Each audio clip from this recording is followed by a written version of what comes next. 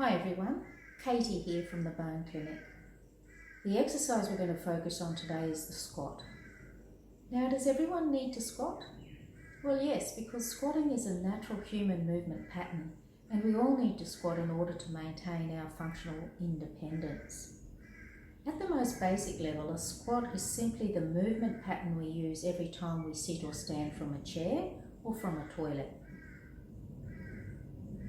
Before we get started, I want to remind you that we never work through pain. We only ever work in a pain-free range. Every exercise can be regressed or modified so that we stay within our current capacity. We need to meet our bodies where they are today, not where they were back in our salad days. People with pelvic floor issues or knee pain may need to modify the squat exercise at least initially, but regardless of our issues, if we always exercise mindfully and get into the habit of monitoring for symptoms and modifying accordingly, then we will always be able to exercise safely. So while it's normal to experience some delayed onset muscle soreness in the days following an exercise session, it shouldn't be severe pain and it should never be joint pain. So if you do experience significant pain following a session, you need to make some changes before you do your next one. Now, while there are many different ways to modify an exercise, a simple thing to remember is that sometimes less is more. We often fall into the trap of thinking that because something is good, then more will be better. But more is not better. The right dose, the right amount is always best. And that's what I like to refer to as the Goldilocks principle. Not too much, not too little, but just right. Another fundamental concept for safe exercise practice is the neutral spine position. This matters because the spine is strongest when it's in neutral, and the spine is best supported by muscle when it's in neutral.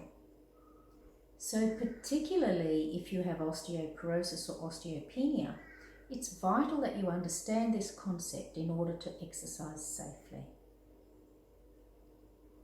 Vertebral fractures are much more likely to occur when the spine is in deep flexion. This is the position your spine is in when you're touching your toes, for instance. So we certainly need to avoid exercising with our spine in forward flexion, but most of us also need to make changes in our day-to-day behaviours as well, because we commonly use poor movement patterns without even being aware of it. Now, a good tool to help you work out if your spine is in neutral or not is a broomstick. So if we place the stick against our back, we're looking to get 3 points of contact.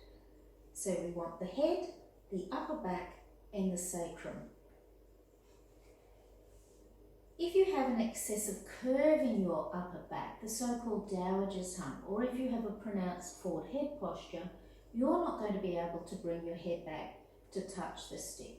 And if this is you, just focus on 2 points of contact, the upper back and the sacrum, and just try and get your spine as close to neutral as possible. So when our spine is in neutral, we should have a gentle curve in our low back. Now, there's been a lot of talk recently about flattening the curve, but this is one curve that we don't want to flatten. So that gentle curve in our low back is convenient too, because it means that we're able to place our fingers in behind the stick to hold it while we're maintaining those 3 points of contact. A very common alignment fault, particularly when we try and stand up straight, is the flaring of the ribs or the lifting of the rib cage up in front. So you should be able to see when I do this that I get a big arch in my back. So to fix this, I need to drop the rib cage back down to where it belongs so that now I'm back into neutral alignment.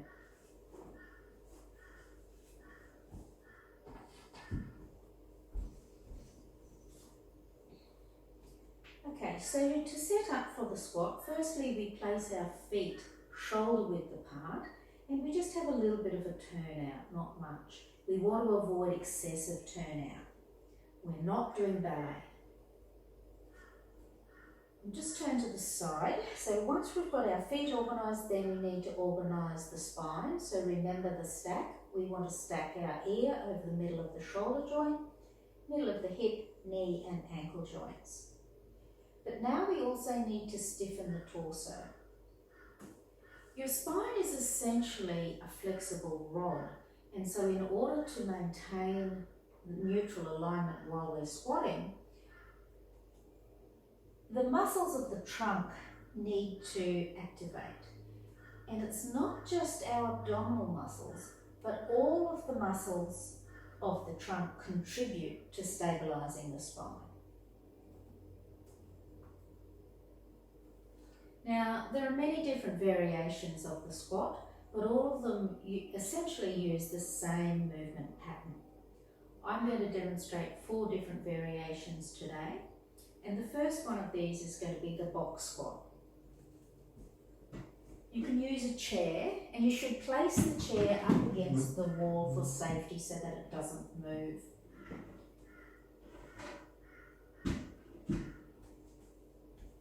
Okay. So, firstly, we organise the feet, then we organise the spine, then we stiffen the torso, and now all we need to think about is the movement pattern, and that is our bottom moves back and down toward the ground.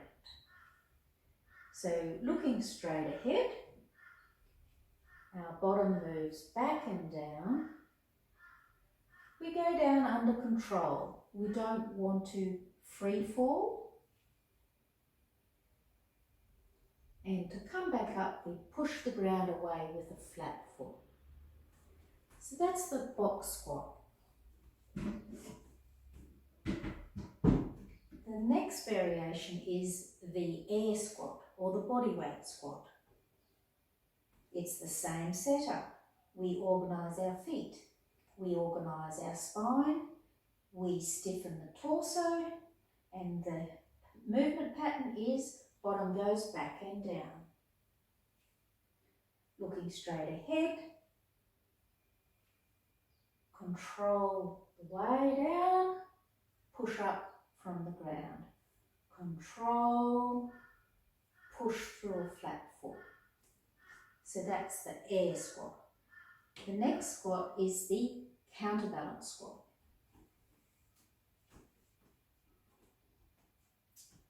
So, same setup. Organise our feet, organise the spine, stiffen the torso. Same movement pattern. Hips go back and down.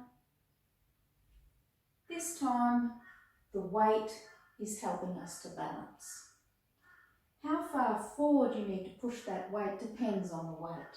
So the lighter the weight, the further forward you need to push it in order to balance. So a heavier weight, you won't need to take it so far forward.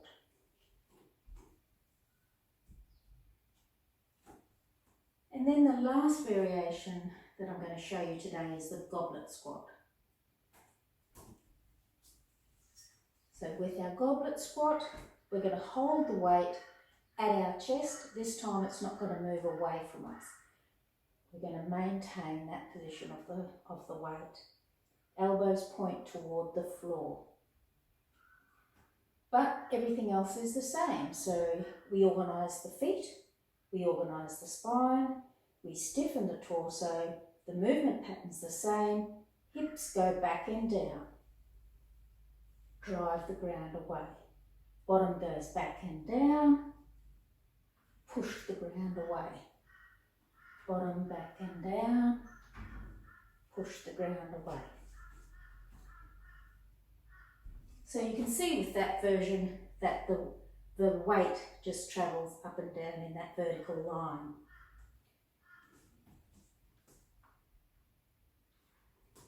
Now, you don't need to have fancy equipment. If you don't have dumbbells or kettlebells at home, it's just a matter of repurposing some household objects. So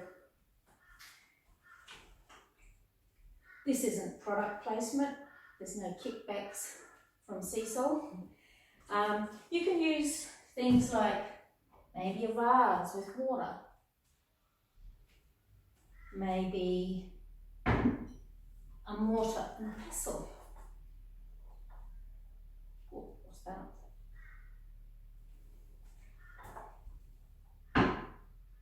Perhaps a chopping board,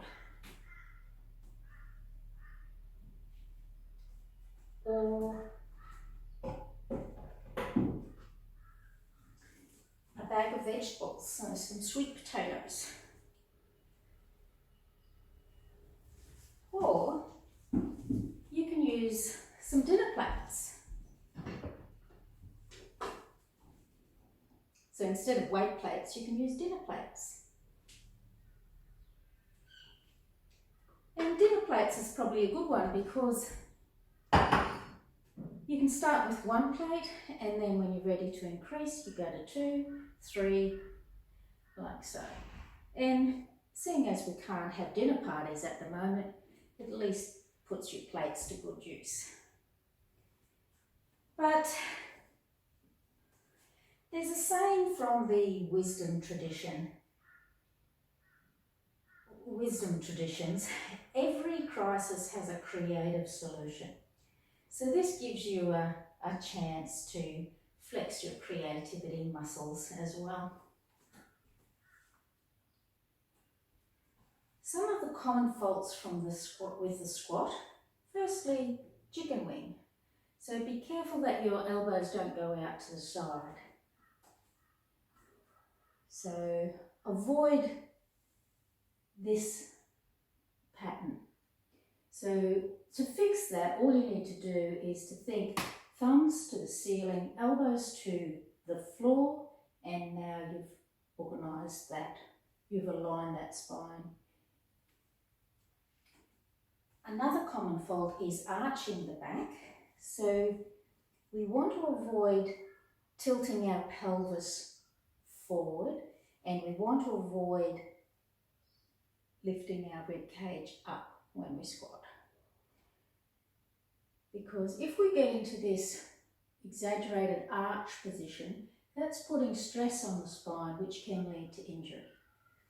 So we get our spine organised in neutral, and then we want to maintain the relationship between the rib cage and the pelvis.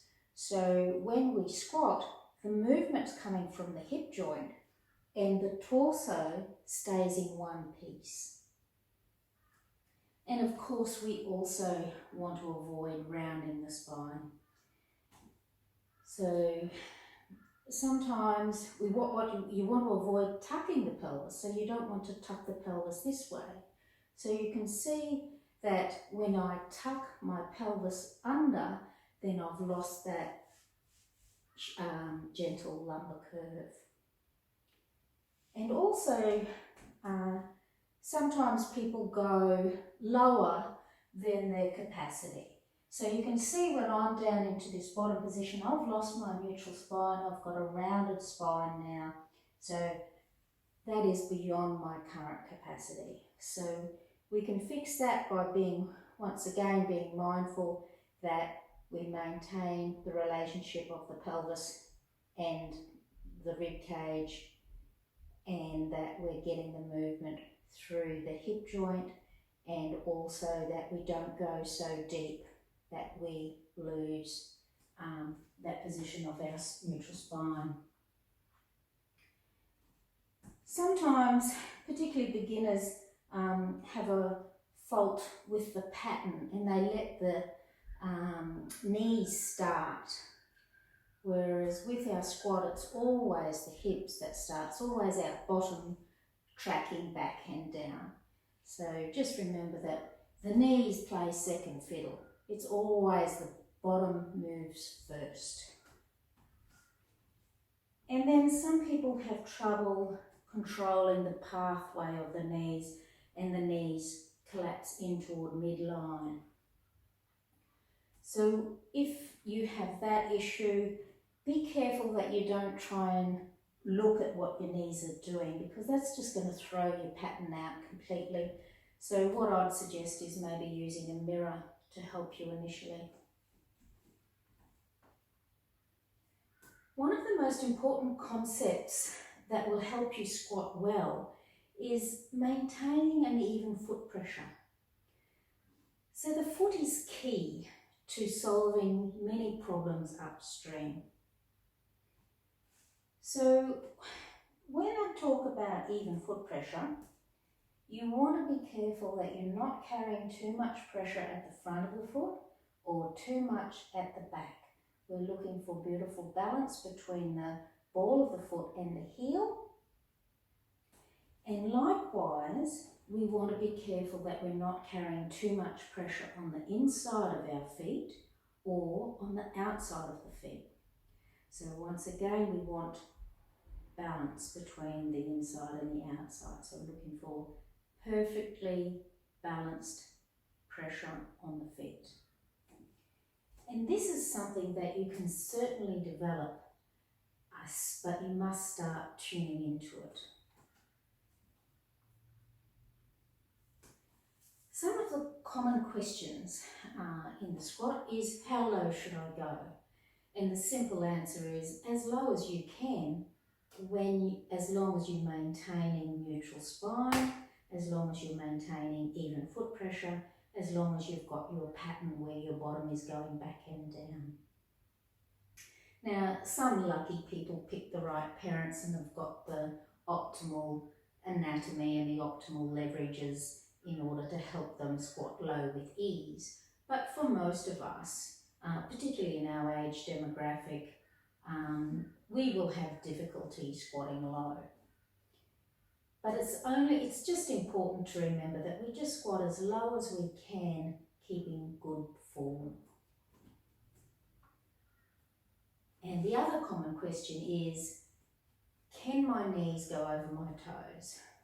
So some people are concerned that their knees should never travel past their toes. But it doesn't matter how far forward your knees go for most people, because how far forward your knees go depends again on your anatomy. It depends on the length of your foot, the length of your shin, your thigh, your torso. So the only people who do need to worry about how far forward their knees go are those people who are experiencing knee pain. And that's because the closer your shin stays to vertical, the less stress there's going to be on the knee. Because the more the knee is flexed, the more stress. So it's really only the people with knee pain that need to worry about that. If you follow the other guidelines, everything else will be fine. Okay, so where to start? So if you're a beginner, you should start with the box squat. And if you have knee pain, if you have chronic knee pain, or if you are very deconditioned, you need to actually start with higher than the average chair height. So using cushions is a good way. And so you'd set yourself up and then just check with this reduced range whether you can manage that without any knee pain. Some of you will need to add to make it higher. So it can take a bit of trial and error to find the right place for you to start. But once you've established that, then you can progress from here. So the first progression you would do after building up the right number of sets and reps would be to add weight. So because if you have chronic knee pain, it's going to be much quicker for you to progress by adding weight than it is to progress by increasing your range. However, over a matter of months, you would then hopefully be able to increase the range, and you do that by removing one of the cushions. And then once you adapt to that height, then you increase the range again until finally you get down to being able to squat to a normal height to the height of a normal chair. And that's a good aim for everyone to achieve, being able to squat to a chair. Once you have adapted to that, you can then move on to either the air squat or the counterbalance or the goblet squat.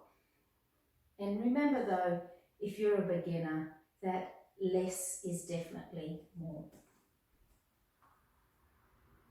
If, however, you are used to squatting under a bar, you may find that squatting with these different variations and squatting with higher numbers of repetitions may create new challenges for you and hopefully some new insights. So this is a perfect time for you to be working on any of the faults that your coaches may have identified for you.